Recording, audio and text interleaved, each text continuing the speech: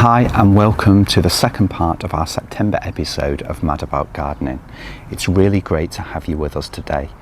It's a very special episode because I am going to be giving you a tour of our garden, and it's my favourite part of the channel, this, when we get to show you around the garden and take a look at the highlights and the things that are occurring in the month that we're in. So in our case, it's September. But first, I'm going to show you around some of the vegetables that we're growing. So come with me and we'll see how things are getting on. Great idea.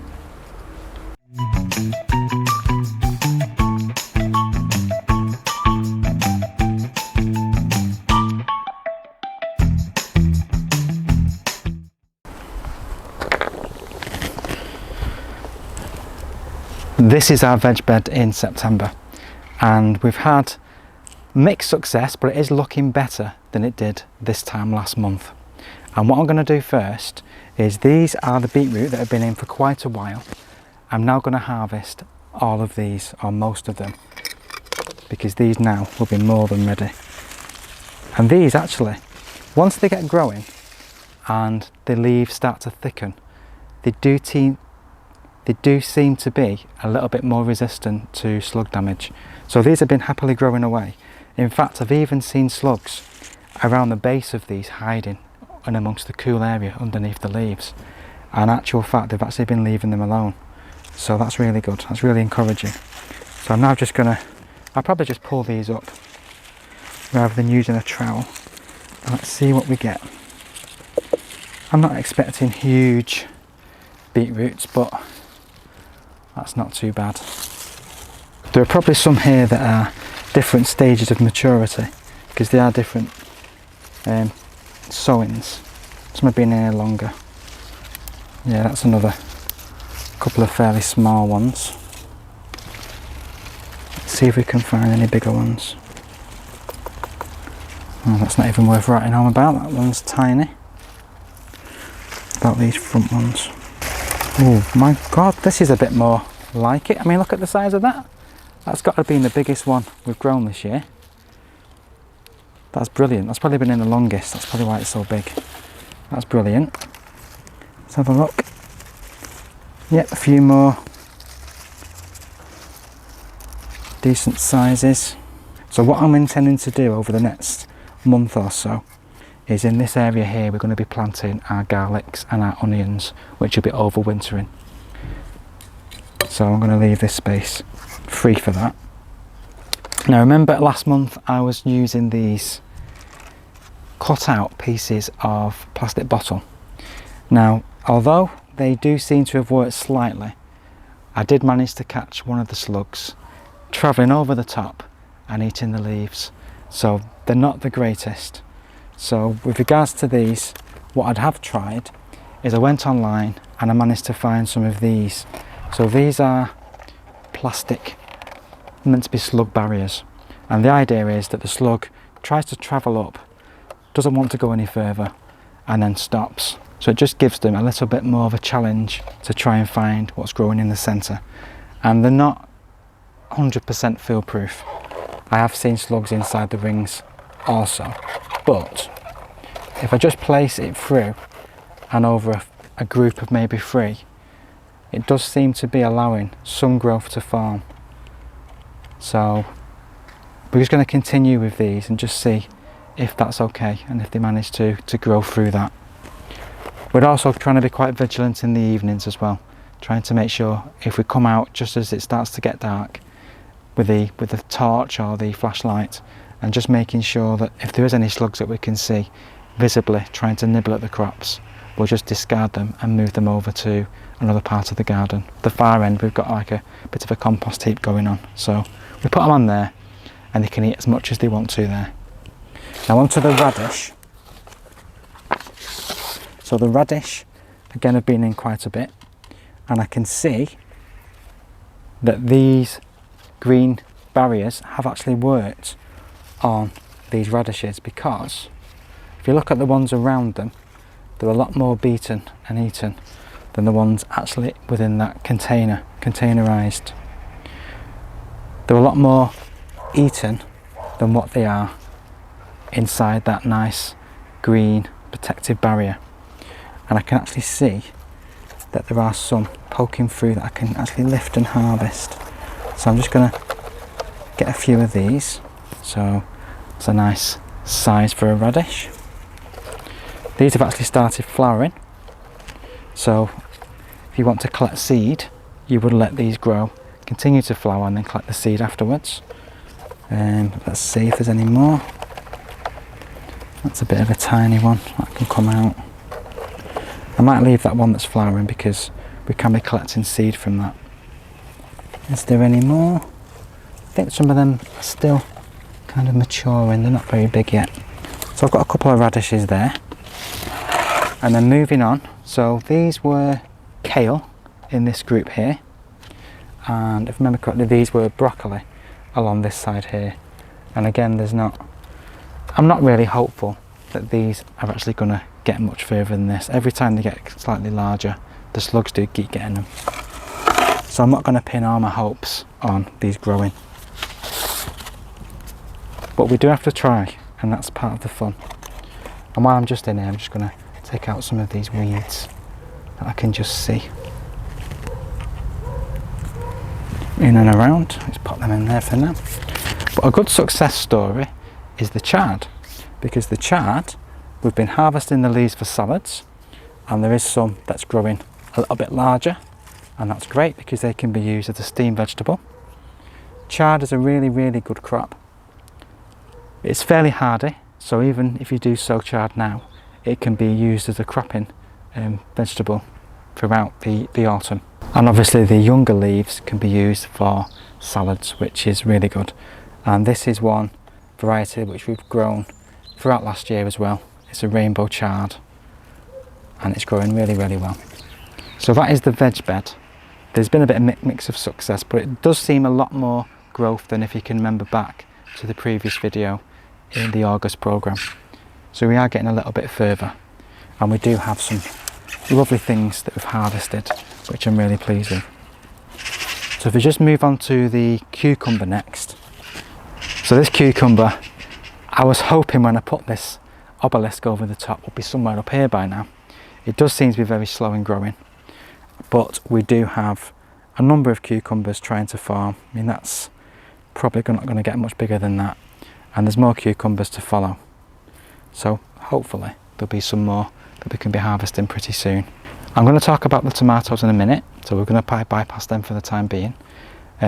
Further down this lane of vegetables that we this is our kind of like vegetable patch, if you like. It gets a lot of sun, and we do tend to grow the main bed, which is the wooden raised bed, and everything else is either in sacks or in containers.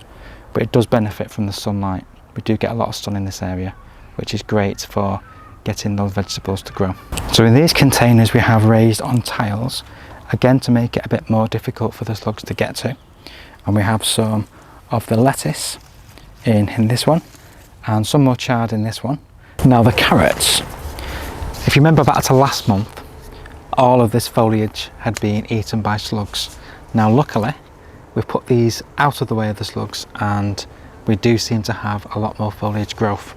So I can just see some of the heads of a couple of carrots just poking through. So I'm just going to see if I can lift and see what we've got. Being very careful. Oh, this looks quite encouraging. Oh, there we go. That's not a bad carrot. So this variety is called short and sweet. So we're looking at growing these for quite small carrots anyway, and I'd say that's pretty good. So I'm just going to see if there's any more similar to that. I can't see any more poking out through the soil, but let me just have a look to see if when I do lift them we can get any more, because these are looking really good. So that's a little bit smaller, so maybe there's just one or two that I can harvest from there. But I was going to give those a scrub up and probably eat them whole and just pop them onto a salad. Beautiful. So that's okay. They're doing okay. We'll leave them a bit longer. And then when it comes to the potatoes, if you remember correctly, that Andrew harvested his potatoes that he planted last month, and in the meantime, since last month's episode, we've also planted some new ones. So these ones are Desiree, and these are a nice variety to be grown at this time of year, and hopefully we'll be able to get some nice potatoes to have at Christmas time, or maybe just before. So these again have been planted into sacks. We've planted maybe a few more than what we would normally this time round into each sack. We normally plant about 3. I think in these ones I planted about 4, and they're quite small, so hopefully the bag will be big enough to house them all. What I remember from the harvest last month is the quantity of potatoes compared to how much compost there was. We could have probably put a few more potatoes in there. So in this case I've planted 4 or even 5 in the bags, and I'm just going to see what happens. And as you can see, they're already starting to come up in the green. The growth is coming up through the soil, and all that needs to happen now is we just need to make sure that we keep topping up with compost, and as the green growth starts to come up, we just keep unraveling the bag, putting more compost on, and keeping those green shoots out of the light and any potatoes forming away from that light, because it can turn the potatoes green, and we do not want green potatoes, they're poisonous. So these are overdue for earthing up, so I'll get onto that at some point today. Now let's talk about tomatoes.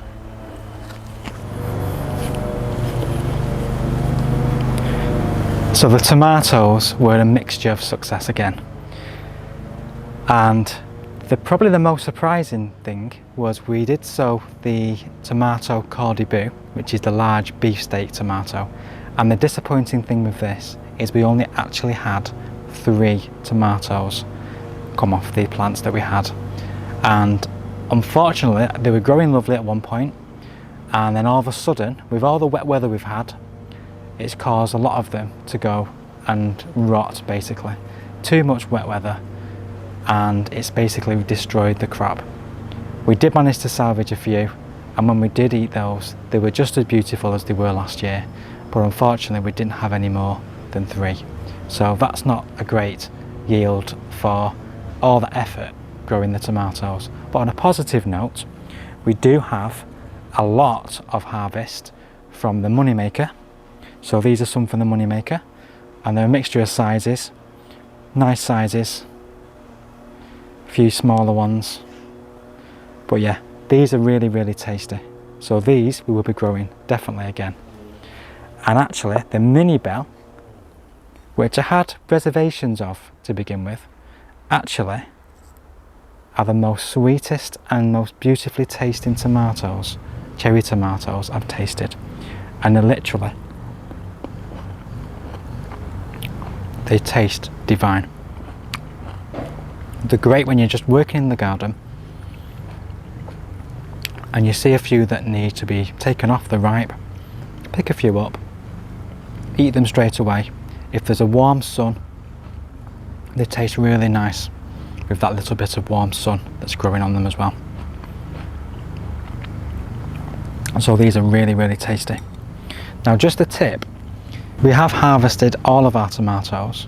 We've made sure that even the green ones are off now, and just to get them ripe, little tip, if you place them in a container or a bowl like I've done here, these were all green a couple of days ago. If you place them in a bowl with bananas, now bananas are particularly good because these give off a gas, ethylene gas, and that helps to ripen fruit. So these are now starting to turn red, and it is thanks to these bananas. So it's a tip there. Some people do like to put them on the window ledge, that also works, but I found over the years that a few bananas in a bowl with the green tomatoes works a treat. I'm going to be doing a video shortly regarding how to save tomato seeds from actual tomatoes that you grow, so please stay posted and you'll get to see that and how we do it. But as from the Moneymaker tomatoes and the Minibel that we've grown, I would suggest that these are really good garden worthy plants, really good harvest and a really good taste, which is more important. And tomatoes can be used in a variety of ways. They can be used in salads, obviously, they can be used in sauces, they can be dried, they can be dehydrated and stored, and there's an umpteen different ways of using tomatoes. So at this time of year when there's so many then you think, oh God, what am I going to do with them all? Have a look online at different ways that you can actually preserve them and get them to last, and so that none of them are being wasted, because these are too juicy and too beautiful and too tasty to waste a single one. So with that being said, I'm now going to pass you to Andrew, who's going to give you a tour of the flower borders and what you can see in our garden growing in the month of September. The very first thing I wanted to show you was this self-sown Verbena. Now it's very likely that this one is a variety known as Purple Elegance. We're not 100% sure, but we think it is, and we think it came from the sowings earlier on in the year. So in spring, some seed of this was sown, and it's probably blown away, landed here, and it's taken. Now what's interesting to Paul and myself is that this Verbena is growing better than any of the others in the garden. So every other Verbena plant that we have in the garden, and we have some at the front and some in our back garden here, this is growing better, and it's growing in the paving in a little crack in between this concrete and the paving stones. And who would think? So what nature's decided on works better than what we're trying to control. We want this plant here and that plant there, and nature's decided, well, the Verbena itself has decided, I'm going to grow here. I'm happier here than what I am where you're placing me. And it's flowered beautifully, and the butterflies have been enjoying it, and it just looks stunning. We went back to Sheffield recently for a visit to the area where we used to live, and not very far from there, it was a garden centre just around the corner from us. It was actually a nursery around the corner from us in Loxley, and they had Verbena bonariensis in trays of water. So the idea was they'd have all these pots lined up of Verbena actually in trays of water, and the water was about that deep, and the idea was it stopped them, because they're in pots, from drying out, because they've got quite a shallow root run, and even in a tall pot, that's quite a shallow root run for a plant. So especially for this type of plant that likes to grow tall and the roots to expand down into the ground. And so when you're growing these, if you're growing them in pots, you would need to keep a good supply of water coming to them, because otherwise in the warmer weather, hot sunny days, they will start to wilt.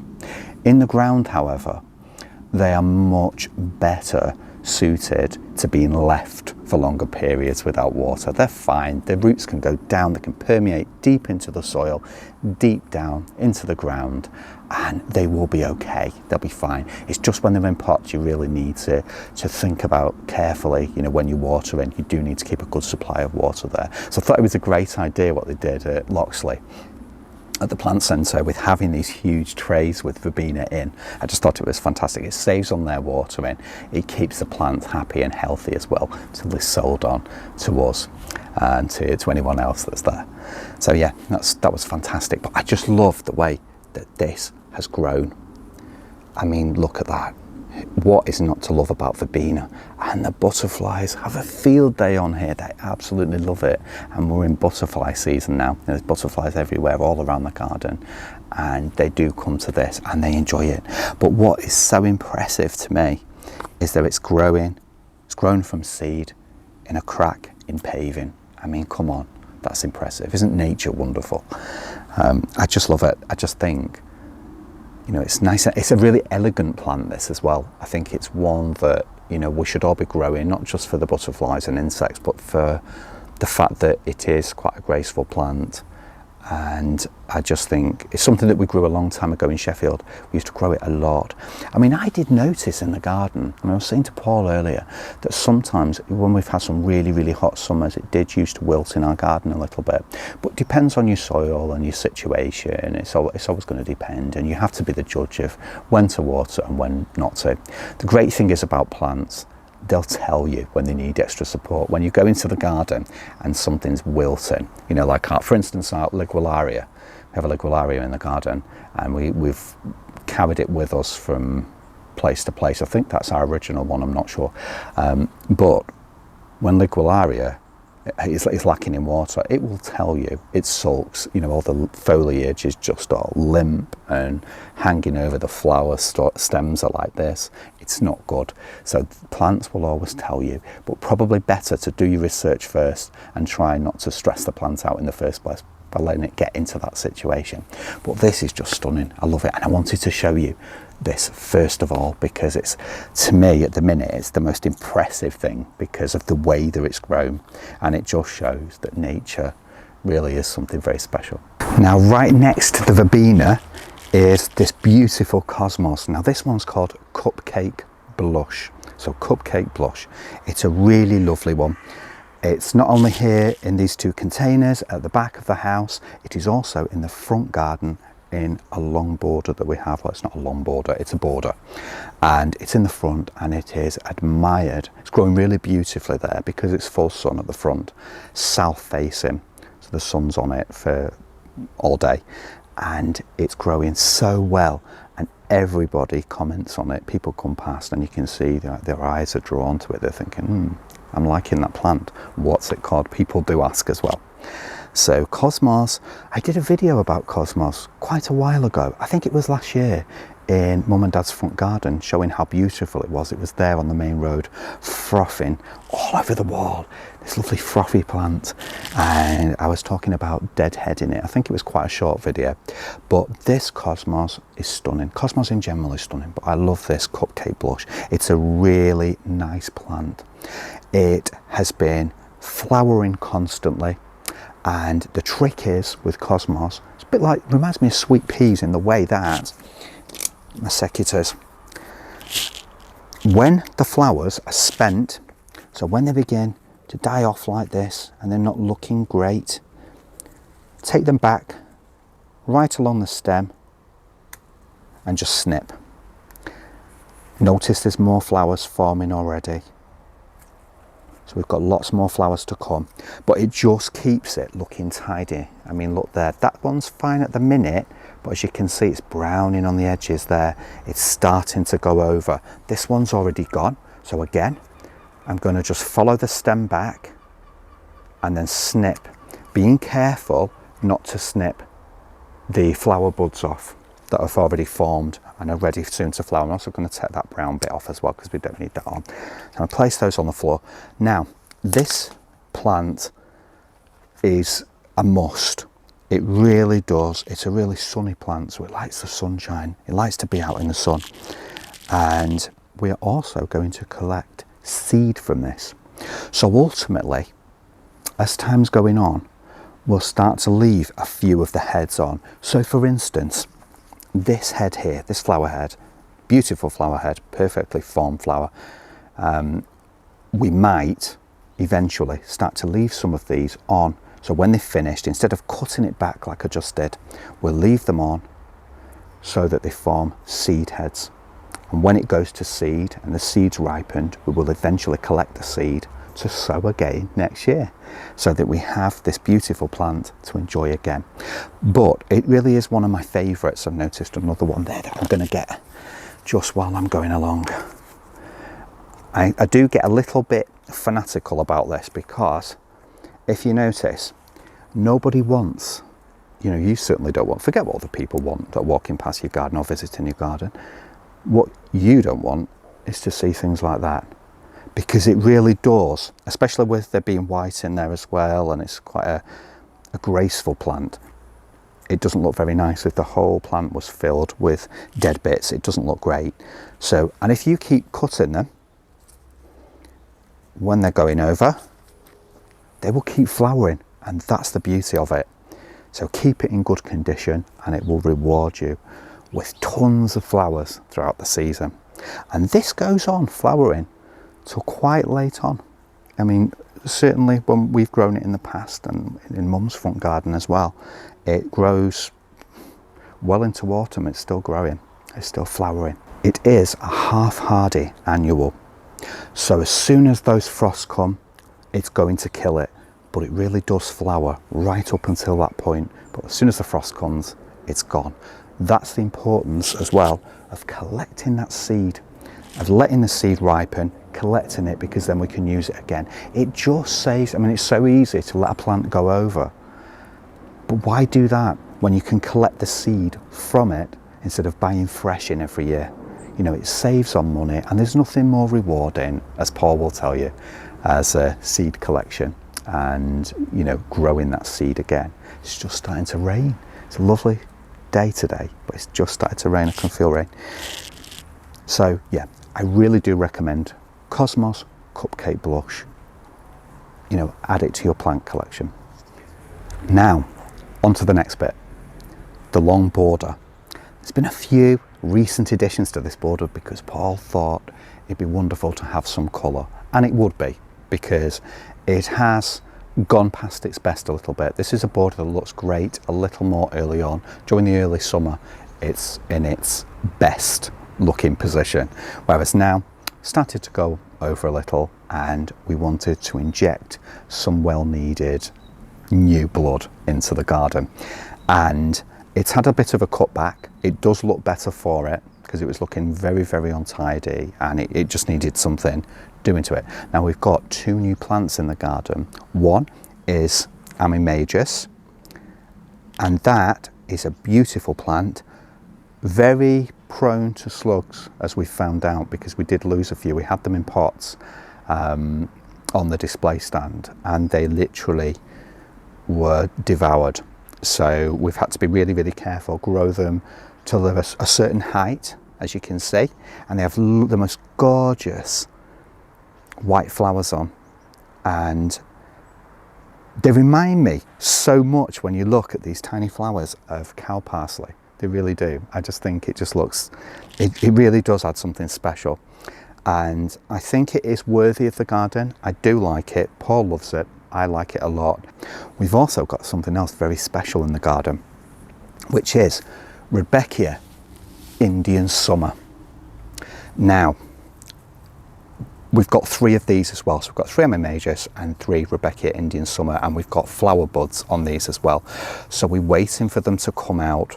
I've noticed that the slugs or something, I don't think it's slugs actually, I think something else has had a go at it, but they're looking really, really good. And Indian Summer, the flowers on this, they're going to be beautiful. They really are. I can't wait for this to come out. And there's 3 of these in the border as well, and they're going to be fantastic and provide us with some late colour in the garden. Now, in our part of the world, in the UK, here in Cheshire, these are a tender perennial. So that's it basically for this year. They're going to grow, they're going to do the thing, but then that's it. They're not going to come back again. But in other parts of the world, they may well go on because they've got the right temperatures, you know, the climate for them. But I just love them. I think the flowers are going to be stunning, and I just think they're going to add a real pop of colour into this border because it looks great as it is. I mean, the Stipa tenuissima, you know, it's still looking good. You know, things are flowering. We've still got the phlox in flower, and you know I love this phlox. It's just gone over, and we're getting the odd flowers coming back through, but it really is that time of year now. And the rose is still flowering as well. We have Superstar. In fact, we've lost the bud. I've forgotten. I've taken it off the other day. So the last flower head on the Superstar rose I've taken off already, so I can't show you that because I love that rose. It's a very old one. Notice as well, we've got the Patricia that was divided. That's coming back really, really well. That's doing so well. We had 2 clumps. If you remember, we did some root cuttings from it and some division, and look at the results already. I wouldn't be surprised if she flowers again, you know. I really wouldn't be surprised. So we've got 2 clumps of Patricia, but I just can't wait for the Indian Summer. I really can't. That is a gorgeous Rudbeckia, and I like the hairy foliage as well, just running my fingers up and down that. That is so nice. It's really, really nice. Now, if we move along, Paul collected lots of seed from the Aquilegias. This has been now just left, so there'll be a few seeds left in there. They'll just go to the ground and self-seed and do the thing. And we've got some flowers from another piece of phlox that we had that's Paul's grown on in a pot. So the same as the others, so it is Spat Summer. So it's Phlox paniculata Spat Summer. and it's a really, really good doer. That scent is amazing, and you know that I really like scent in a garden, and I think it's so important to have as much scent throughout the entire space. And what we've done here is that repetition. Remember, this was a border all about repetition, and that's what we've tried to do, and we've succeeded with it. It doesn't look the greatest at the minute, but that's okay. No border is ever going to look stunning throughout the year. I mean, even when you've got plants in that flower at different times, I mean, we have in here, plants that flower at different times of the year, it's still, there's always a moment, a snapshot when things are perfect. And then afterwards, it's never quite the same. It's still stunning in its own way, but it's never the same as it was. And that's like life. There's snapshots in our own lives where we think, oh, that was perfect. I wish I could go back to then. That, you know, that was fantastic. And then the other parts, and you think, it's not been as great. But that's okay. That's okay. And it's the same with the plants. Now, this other piece of Brookside as well. Remember, we divided Patricia, and Brookside was divided at another time as well. Before then, that's flowering. So we've got lots more flowers. They were cut back, flowering beautifully. As I say, Superstar. Look at that for a rose. I mean, Superstar was always a rose. I remember it in a lot of the gardens around here when I was growing up. No one has it anymore, but this rose was one that a lot of people in this area had. And I remember it's a rose that people used to leave at a certain height. You know, they'd chop it back to say so high, but it was really quite a tallie. But yeah, lovely scent as well. Now, another favourite section of the garden for me is the sweet peas. Now, as you remember, or if you remember, we plant these in pots, tall pots. There is actually a small one in there, but tall pots. And the reason is, as the sweet peas, once they've germinated and they're emerging, they're beginning to grow, very often they get nobbled by the slugs. So what we do is we keep them quite high up, look after them, let them grow, and rather than disturbing them, keep them in the containers and sort of like push the containers into the ground. The roots go through the gaps in the pot, the holes in the pot, deep down into the ground, and voila, the results are fantastic. They're phenomenal. This is the best time for these sweet peas because, so September's, it's doing really well. They're doing really well in September. Before then, I don't think they've been that great. That could be to do with the weather, I'm not sure. But they like a lot of water, so keep your sweet peas well watered. If you let them dry out, especially because the top half of them are in pots. But obviously the roots are going into the ground, but still, they're in a really sunny position here. This gets sun on from, say, lunchtime onwards until the sun sets. And so they're a really sunny place.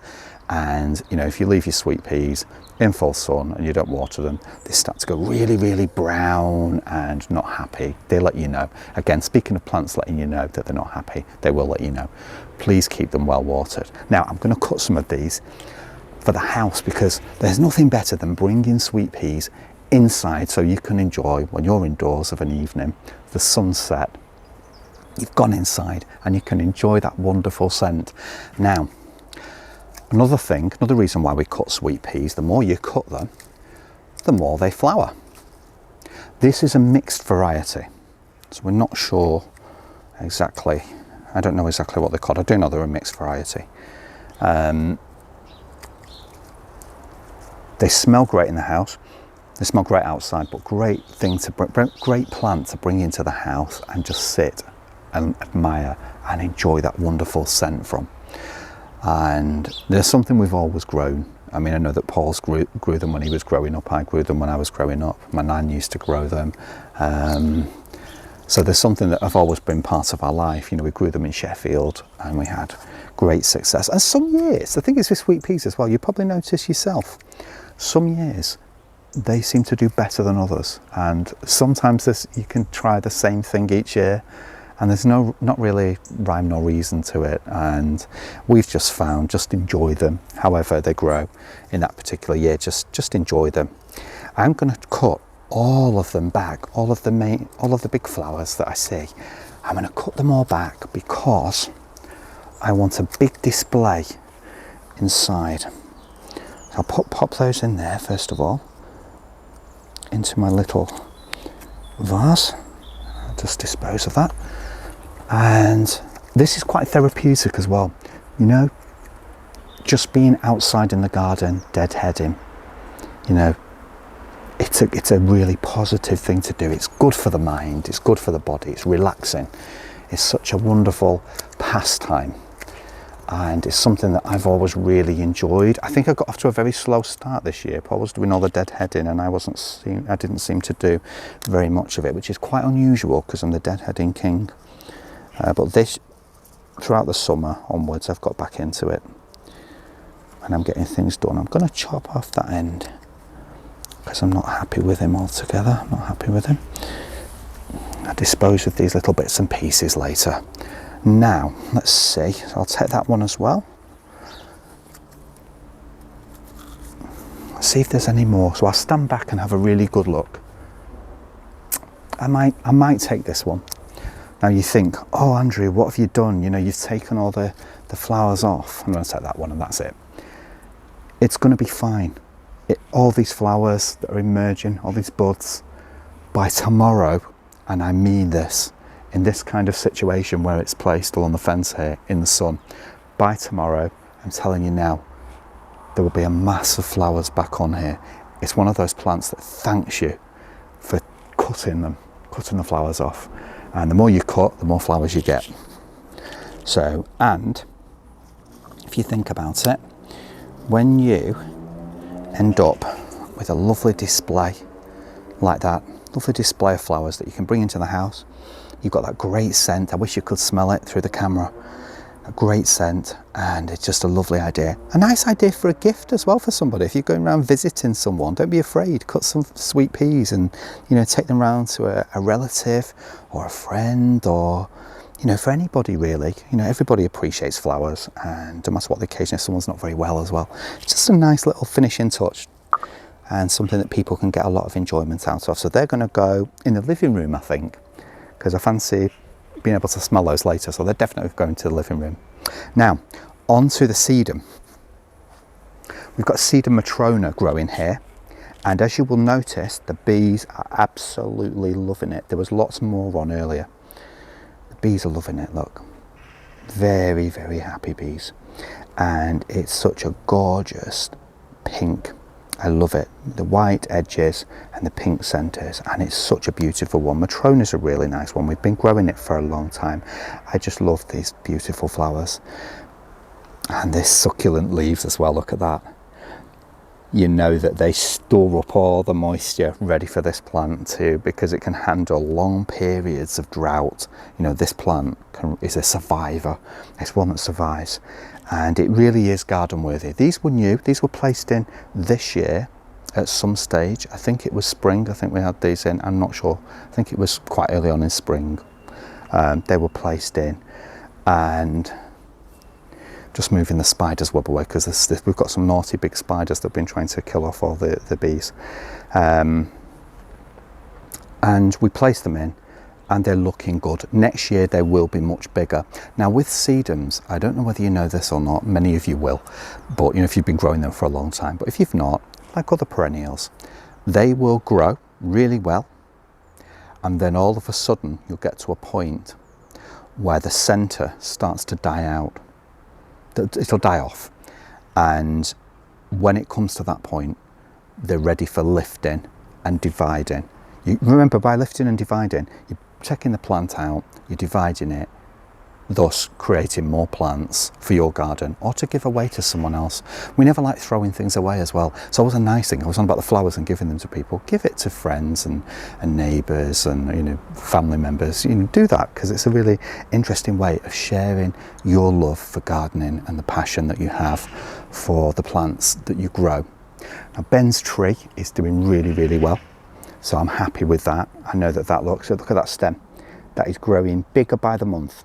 And obviously it's got a little support in, and the cable tie we do keep loosening. So we'll check it occasionally at the base there. And when the stem has expanded and we know that it's in danger, you know, there's the actual tie of damaging the bark and restricting growth, we will loosen it.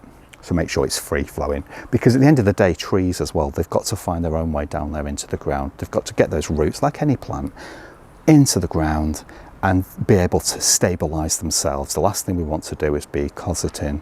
I mean, certainly things like trees, because they need to withstand hurricanes and everything else. You know, we need to make sure that we form a good basis for the new beginning. This beautiful Sidalcea is called Sidalcea candida. And Sidalcea candida, that's flowered already in early summer. That had a good flush of flowers. It was then, after it began to not die off, but brown off a little bit, look tired. You know, when the foliage starts to look tired and the flowers are spent, it was cut back to the ground, but just above the ground. You get really good trim. And just look now, flowering again. She's so happy. She really is happy in this space, and she's so delicate, and the flowers are so pretty. They really are. And each of these flowers, it will run up, that stem is running up, and oh, see all those buds. There's tons of buds there. We're going to be able to enjoy these, and lots more flower spikes forming as well. So it's going to really do us into the autumn. And we've got so much going on. Sweet honey, Rosa sweet honey, is flowering again. Now I love the scent of this one. As you know, we got this for our lovely cat daughter when she first came, when we adopted her from my nan. And the scent from sweet honey is lovely. Now, if you're hoping to grow sweet honey for cut flowers, I wouldn't recommend it. The flowers do not last, you know, more than a couple of days, and they seem to bring off, I'd say, not very pleasant smell when they're used as cut flowers in the house. You leave them in the ground, however, and the scent in this area now, because of Rosa sweet honey, is phenomenal. Absolutely amazing. I really do recommend it. Now, this beauty is Rudbeckia Prairie Glow. So that's Rudbeckia Prairie Glow, and we got that quite recently at a plant fair that we went to, a plant hunters fair. And this grows to about 1 metre, so it's not really going to get any bigger than it is at the minute. It's going to pretty much stay as it is. But look at the flowers. The bees love it, and that gorgeous yellow with those lovely black centres. And you get so many more flowers, because if you look with the Rudbeckia, which we're going to go on to in a minute, but with the Rudbeckia over here, you've got the larger flowers, but just look at the smaller ones and how many you get for your money. It's fantastic. It looks great. I just love it. I saw it straight away. I really liked it, and Paul bought it for me because I just absolutely loved it. I had to bring that home. You know, if there's one plant I was bringing home, it was that one. And so I did. Oh, look at the bee on there. He's loving it. I love just watching them. That's a really great thing to do as well. The bees, the butterflies, just come outside, just take a seat or stand next to them, and stand next to the plants and just watch the bees and butterflies and every other insect going about the business, doing what they do. It's wonderful. I just love it. It's so relaxing. Now, this grass is a Calamagrostis. It's a really beautiful one, and it's Paul's favourite. So it's Calamagrostis brachytricha. So Calamagrostis brachytricha. And I always have trouble saying that one. It's Paul's favourite. And if you look, there's some really beautiful red tinges, and I'd say there's silver in there as well. So there's red, silver and green, and the flower stems are truly stunning. I mean, you can't beat that. And you imagine this en masse as well. So beautiful. This en masse will be lovely. So I think we need a few more of these. We might divide when it's time to do so, or you know, we might get some more in as well, but I think we'll definitely be dividing first, because that's the low cost way of doing things. That's the way of doing things for free, and that's what we like to do.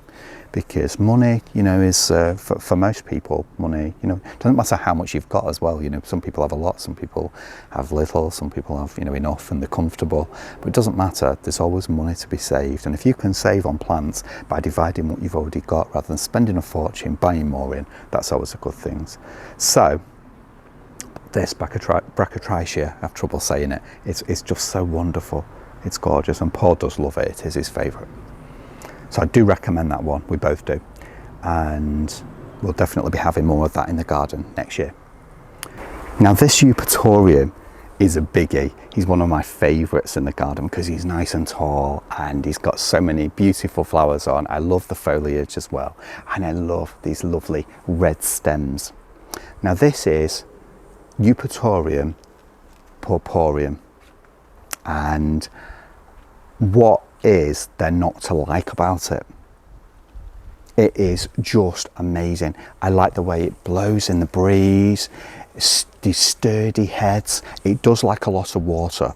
So if you've got really dry days and you go on holiday, say for a couple of weeks, try and get someone in, if during the summer months we're talking about, try and get somebody in just to give it a bucket of water or something just to keep it going, because I've noticed in the past when we've gone away and come back, we've sort of like been in a situation where we are, we're coming back and the stems are just like bending over. We love the way that it looks as it's going into its more dormant period when everything's finished, the leaves begin to fall. But firstly, we have, as soon as the flowers are over, these tiny feather-like seeds, and in the wind they just blow away, and you know that from this Eupatorium lots more are going to be born in different places in the area. It's fantastic to think about. Imagine there's a field not too far from here, let's just a few hundred yards, the field where Paul and I used to play growing up, and literally that some of these seeds are going to spread as far as that. Hopefully they will self-seed, and in other people's gardens as well, because we'd like to think of many people being able to enjoy this plant and not just ourselves. But yeah, it looks so beautiful, so graceful, and why begin chopping heads off just for the sake of a few flowers when you can enjoy these much larger heads right up until the winter. Now, Rudbeckia deamii. Rudbeckia deamii is our favourite. We used to grow goldstem a bit as well in Sheffield, Rudbeckia goldstem, and we found that was prone to a lot of slug damage. We find ourselves, the deamii seems much better. It doesn't get affected. Now this is a stunning display. I must admit, I am greedy. I want more. We have a lovely geranium here that flowers in early summer called Mrs. Kendall Clark. Now Mrs. Kendall Clark, as you can see, she's very happy where she is. She flowers once, Mrs. Kendall Clark. She tends not to come back again for us whenever we've cut her back. So we've left the foliage on because the foliage has done really well this year. But I'd be quite happy if that Rudbeckia was spilling out over the edge here. I want more of it, and we will get more because we will be doing some more division, and we will make sure that there are lots more in the garden ready for next year. But look at this. What is not to like about it? It's beautiful. We've got the lovely sunshine yellow heads with the black centres there. We know that the bees adore it, and it is just a really good do. And at this time of year, we're in September. I mean, things are starting to look a little bit tired, and soon we'll be in October. This will still be flowering by the end of the month and beyond for us. And I just think when I come out into the garden and the Eupatorium's changed and lots of the other plants that you see growing are starting to look really like they're ready to go to sleep in preparation for the winter, so we're into autumn. And I know that when I come outside and see this massive yellow, it really does it for me. It relaxes me. It shows me that there's still things going on in the garden. There's still so much to be happy about. It's not all putting things to bed. It's not like that in gardening. There are always plants that give you that inner cheer, and this is one for me. So Rudbeckia deamii, and I love the way it looks with the echinopsis as well. If you look at the echinopsis, the blue of the echinopsis with the yellow goes really well together. Now, on to Aster Little Carlow. Little Carlow is deceiving because I remember when we bought this, I can remember thinking a long time ago, Little Carlow, I'm a fan of the more taller asters. I don't think it's going to be very big. I think it's only going to be a little tiny thing, say so high. Little Carlow is quite a big aster, and Little Carlow is actually down here. So he's actually leaning towards the left of me. Plants are starting to get bigger, and we said this in the beginning. Now when you first begin to plant a border, and as you remember from our previous videos, go back, have a look over the other videos of us, you know, modelling this border originally, the changes that we made, the plants that we put in there, things that we've added to it over time. Go back over the videos because it'd be really interesting for you to see how it's evolved over time. But it's never the finished process. You always need to adjust and change things, and sometimes you might have a plant that's grown bigger. Obviously they will keep growing. You know, if you left plants in for 3-4 years without lifting and dividing perennials, this border is going to look totally different. It's not going to look how it did during the summer and how it does more stylized. It's going to be a little bit more haphazard, with more plants, more dominant plants taking over. And obviously the smaller plants and the weaker plants, they'll just be left in the undergrowth, literally. So little Carlow is one that we will give some attention to because he is leaning to the left. But look at those star-shaped flowers, just look at that. And the mass of flowers, there's so many. Look at the small buds waiting to emerge. That will just be a mass of colour now as we're going on into the autumn. That will be a mass. And little Carlow is big. It was divided, it was moved so slightly. So it will usually be much taller than this. It'll probably be about so high in the border. When you think about it, little Carlow, you know, I got my name, I got very confused with it. I'm thinking it means it's going to be this tiny thing. It didn't mean that. So, but it's one that we definitely recommend. It's a really good doer. It's strong, it's healthy, it provides you with a great show, and we've not experienced powdery mildew on it. It seems to have good resistance to it, which is always fantastic. 'Cause remember the one in my mum's garden when I was a toddler? I remember coming outside. I remember early on in the year she had crocus bulbs in, and I always loved the autumn. So I love the crocus bulbs and the autumn, because in the autumn she had Michaelmas daisies, as people used to say, Michaelmas daisies, or Aster, and the new name is, just let me ask the cameraman the new name, and the cameraman's forgot. Doesn't matter. That's why I can't say it. Right, okay. Well, we're not going to say it, we're going to call it Aster, because that's what we've always known it as, so we're going to call it Aster. Anyway, she had a huge clump of Aster in her garden, and if you go back to the Cosmos video as well, you'll see that front garden. It's not changed, it's a terraced house. It's the garden's changed, but the garden space is quite small. And she had in the centre of that border, she had in the centre an Aster, and that, I don't think she'd inherited it in the house when she bought the house before I was born. I think it came from my nan at the field just round the corner from where she used to live, next to the field, and it came from her.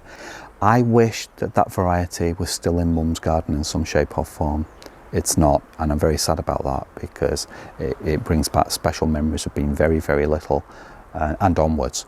But I just love it. It just did something for me. We've still got some flowers appearing on the Lichnis coronaria, and that's nice to see, but that has effectively gone over though, and we've left the heads on. When I was younger in Mum and Dad's garden, I used to cut this right back, and you just have a few of the gentle, it's almost like, you know, lamb's ears, the plant, it's almost very similar in its foliage, that lovely furry foliage, but there'd just be a few stems, and that was it. I don't do that anymore. We don't do that here. We love the seed heads. We love how everything looks just as it is, and that height, the structure, and the stems themselves, they add something to the border. If you start cutting things back, it's not good. And don't forget, we've got insects that enjoy clambering around and going inside the seed heads and things, so it's not good. Paul got from Loxley Garden Centre, Plant Centre, we've got some Russian sage. Now this is a good one. So it's giving you the impression of those lavender coloured flowers, those bluey, purpley flowers. So we've got that same kind of impression, the same kind of look on the foliage, but it's Russian sage. It's great, it's looking good, it's a good doer, it's fantastic, and it will do its thing and provide so much interest within the borders, within your borders or your garden.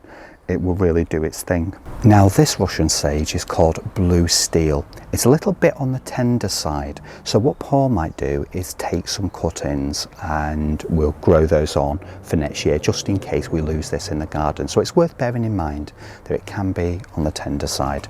So always do the preparation by taking cuttings ready for the following year, unless you want to buy in fresh. Eryngium planum is a beautiful eryngium. Once it gets going, we've got some small plants in here that we've grown. Now, if you come and take a look, the sad thing is, look at this one that's not got a collar on, so one of Paul's plastic collars. It's not doing very well at all. The ones with the collars on are doing better, but it's been nobbled. We did have some leucanthemum here, which was absolutely obliterated by the slugs, and we're having the same issues here. Now, I think that one seems to be growing really well in the centre. I think if they just have a break, if we get into next year, we let those establish now, the roots established. Oh, Jerry's turned up. Hello, Jerry. Good boy, good boy.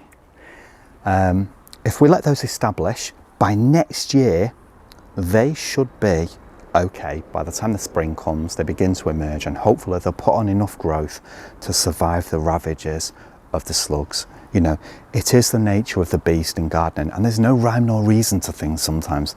Sometimes the things that you think are going to be least likely affected are affected, and sometimes I think that the things that you're confident that they're not going to be touched by the slugs and snails, they are, and there's no rhyme nor reason. But we are growing them. They are going to stay here, and they're going to provide a great display next year because we're determined to make these work. So they will work. Now, Stipa tenuissima is looking absolutely amazing. Look at that. I love the way it froths over in the entrance to the summer house. I love it. We've got the calendula still going on. Could do some deadheaded, but I do want to dry some of one of those spiders again. I do want to dry some of these to use, but just look at that. And this one is Indian Prince, and I really do like the shades of orange with this one. The orange is much deeper than the usual one that we get, you know, the traditional one. This is much deeper and much nicer, and I've really enjoyed it, and it is one that we will be collecting seed from because I do want to grow this again. Talking about Verbena, remember at the beginning when I showed you how that Verbena was growing in the pathway and really happy? Well, look at this. We've got Verbena growing in the garden, in the border. It's in a great sunny position, as you can see, but look how it's growing. It's not as happy. It would rather be in that path doing its thing. And I just remembered a little story, because back in Sheffield, before we moved, I think it was the year we moved, I'm not sure. No, it was the year before. I think the same thing had happened, but I think Paul had been doing some seeds on the front myself. Or something's happened, because there was lots of Verbena, if I remember correctly, coming up through the driveway. I can't remember the type of Verbena, though I do think it was slightly different. I don't think it was bonariensis, I think it was another type. Yeah, it wasn't for bonariensis. But it was definitely Verbena, and it was just growing everywhere in the driveway, back in the days when we had a drive. And it looked so beautiful, but it was so in the wrong place. It was so frustrating, because you just think, oh, it's everywhere. But it preferred it.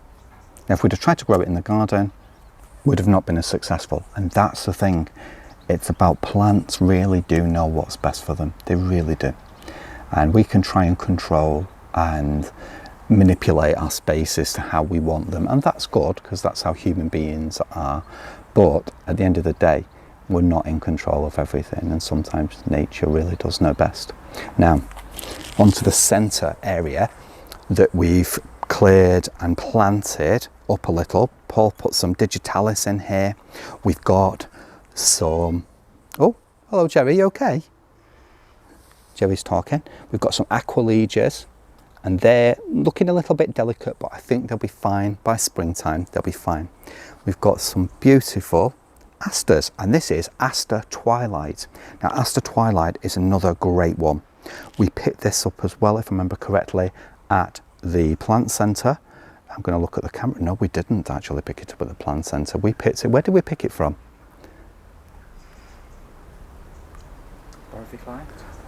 Dorothy Clive Gardens. Dorothy Clive Gardens in Shropshire. Again, a beautiful blue, lovely yellow centres. Not the traditional foliage. You know, when I was going back to Mum's house and the aster in the front garden, again, very different type of foliage, but that's a good thing. This is a really good plant. We're not living back in the day now, we're living now. And I think Aster Twilight really does have so much merit here. Now in this area as well, there'll be more perennials and there'll be lots more. And the central shrub, which is a very beautiful shrub, but it had just got out of hand and bits of it were dying off at the back here.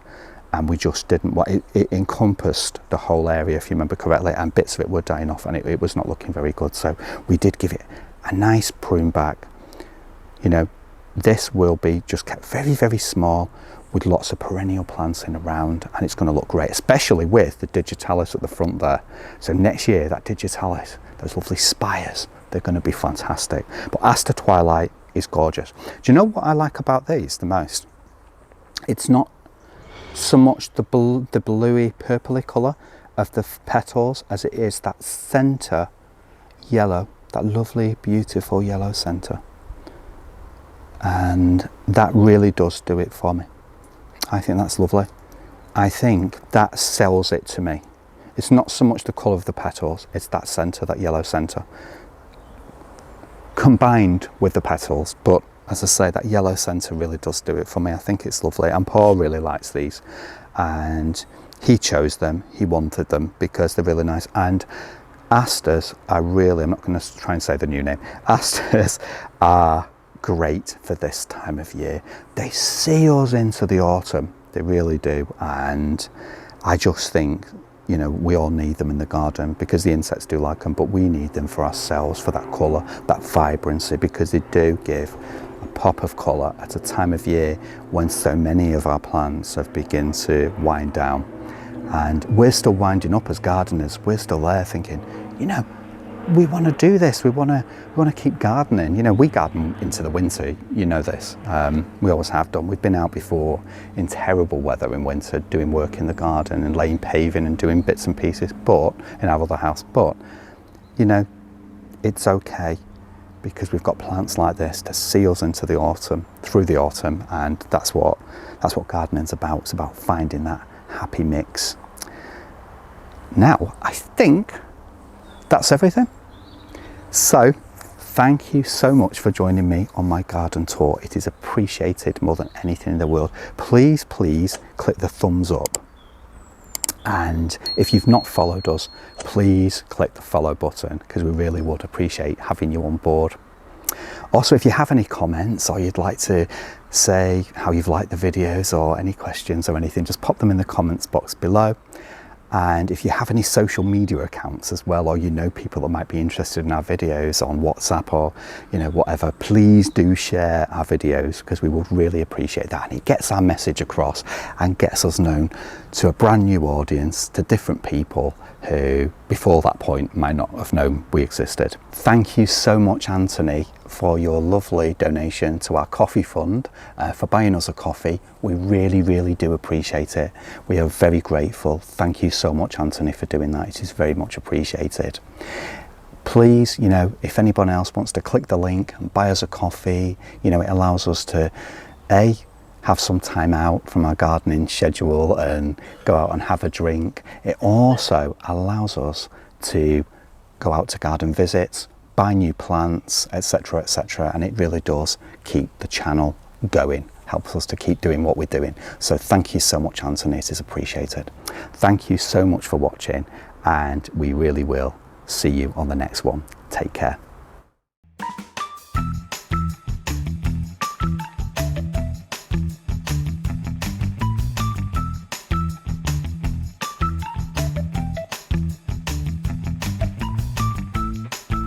Sorry?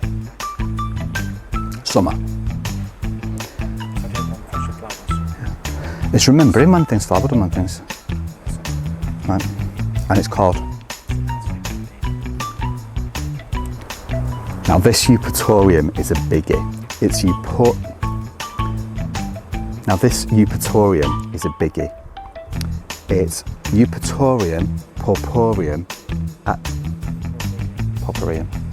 Atropurpureum. Just say Eupatorium. Yeah.